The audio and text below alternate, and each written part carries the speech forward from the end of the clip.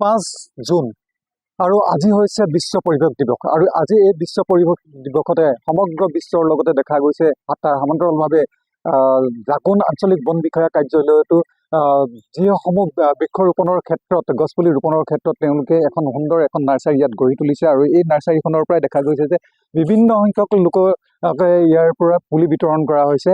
ইয়াৰ সমান্তৰালভাৱে অকল কেৱল এই নাৰ্চাৰীখনৰ পৰাই নহয়, তেওঁলোকৰ যি আঞ্চলিক বন বিষয়াৰ কাৰ্যালয় আছে সেই কাৰ্যালয়তো দেখা গৈছিল। পুৱাৰ সময়ত তেখেতলোকে যথেষ্টখিনি তাত গছপুলি বিতৰণ কৰিছে। আমি বিশেষকৈ জাকুন আঞ্চলিক বন বিষয়াৰ কাৰ্যালয়ৰ অন্তৰ্গত যি লাকলাস্থিত যিখন ইয়াত নাৰ্চাৰী আছে, এই নাৰ্চাৰীখনত বিভিন্ন প্ৰজাতিৰ পুলিৰে এইদৰে সেউজীকৰণ হৈ উঠিছে আৰু এই সেউজীকৰণৰ যি ভাৱধাৰা, ইয়াৰ যিজন বনাঞ্চলিক বিষয়া তেখেতৰ যথেষ্ট কষ্টৰ ফলতে এনেধৰণে গোটেই পৰিৱেশটোৱে সেউজীয়া হৈ উঠা দেখিবলৈ পোৱা গৈছে। বনাঞ্চলিক এই বিষয়াগৰাকী ইতিমধ্যে আমাৰ মাজত আছে, আমি তেখেতৰ পৰা কিছু জানিবলৈ বিচাৰিম। যিহেতু এই আজি বিশ্ব পৰিৱেশ দিৱসৰ দিনাখন তেওঁৰ ইয়াৰ পৰা কিমান কি পুলি ক'ৰ পৰা মানুহ আহি কেনেধৰণে লৈ গৈছে আৰু তেওঁ এই বিতৰণৰ ক্ষেত্ৰত কি প্ৰচেষ্টা তেওঁ হাতত লৈছে সেই কথা আমি জানিবলৈ চাম। কিমান মানুহে এতিয়ালৈকে আপোনাৰ ইয়াৰ পৰা পুলি সংগ্ৰহ কৰিছে?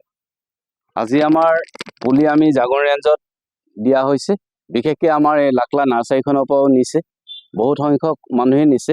আমাৰ 5 মাইল 6 মাইল ধৰক কঠা পাখা এইদৰে সকলো 9 মাইল 10 মাইল 4 মাইল এই সকলোখিনি মানুহে পাইছে।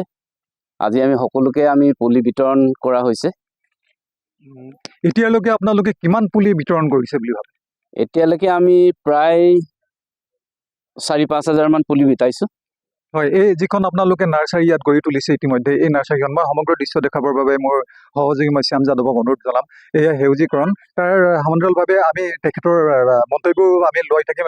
যিগৰাকী বন বিষয়া আছে, এই নাৰ্চাৰীখন গঢ়ি তোলাৰ আজি কিমান দিন হ'লে এনেধৰণে সেউজীকৰণ কৰি পিনে আপুনি যে গঢ়ি তুলিবলৈ সক্ষম হৈছে, কিমান দিনৰ পৰা আপুনি এই প্ৰচেষ্টা হাতত লৈছিল? আজি আমাৰ প্ৰায় 7 মাহমানৰ ভিতৰতে আমি এইখিনি কৰিছোঁ।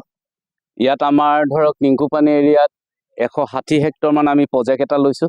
সকলো বনাঞ্চল আমি গোটেই ৰিজাৰ্ভখন বনানীকৰণ হিচাপে আমি কৰি যাম বুলি ৰাইজৰ কাৰণে আজি আমি কাম হাতত লৈছোঁ। আৰু তাতে আমাৰ পাখাত আমি 4.5 হেক্টৰ আমি কাম লৈছোঁ, নতুন এটা প্ৰজেক্ট আহিছে। আৰু কঠাত আমাৰ কঠাত আছে, কঠাত আমাৰ 20 হেক্টৰমান আমি এটা প্ৰজেক্ট লৈছোঁ। এতিয়া আমাৰ সম্পূৰ্ণ কাম আমি হাবি কাটি এতিয়া কাম কৰি থকা হৈছে, মানুহ লাগি আছে। হয়, আৰু এটা কথা আমি জানিবলৈ বিচাৰিম, যিহেতু ইয়াতে বিভিন্ন প্ৰান্তত দেখা গৈছে অকল এই কেৱল এই টুকুৰা বুলিয়ে নহয়, ইয়াৰ পিছতো দেখা গৈছে এক বহল আপোনালোকে যি ইয়াৰ ভেটি গঢ়ি তুলিছে আৰু তাতো আমি গৈছিলোঁ, তাত দেখা পোৱা গৈছে তাতো ধুনীয়া সুন্দৰভাৱে এখন নাৰ্চাৰী তুলি দিছে, আপোনালোকে তুলি ধৰিবলৈ সক্ষম হৈছে। কিন্তু জানিব বিচাৰিম যে ইয়াতে আপোনালোকে এই পুলিসমূহ উঠাওঁতে বা এই পুলিসমূহ ক্ৰয় কৰা হৈছে নে আপোনালোকে ইয়াতে উৎপাদনৰ চেষ্টা কৰিছে? আমি ইয়াতে উৎপাদনৰ সৃষ্টি কৰিছোঁ, ইয়াতে আমি গুটি কালেকশ্যন কৰিছোঁ, গুটি কালেকশ্যন কৰি সকলো পুলি আমি ইয়াতে লগাইছোঁ।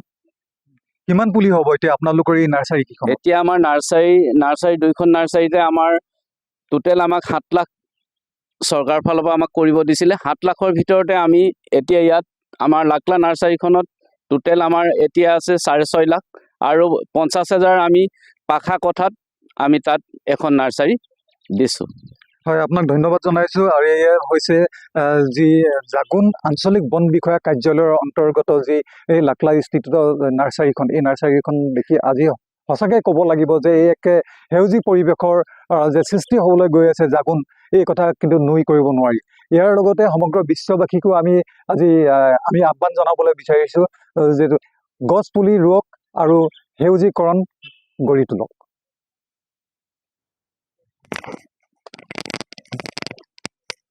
যিকোনো খবৰৰ বাবে যোগাযোগ কৰক 7099017330 লগতে 7099017110 নম্বৰত।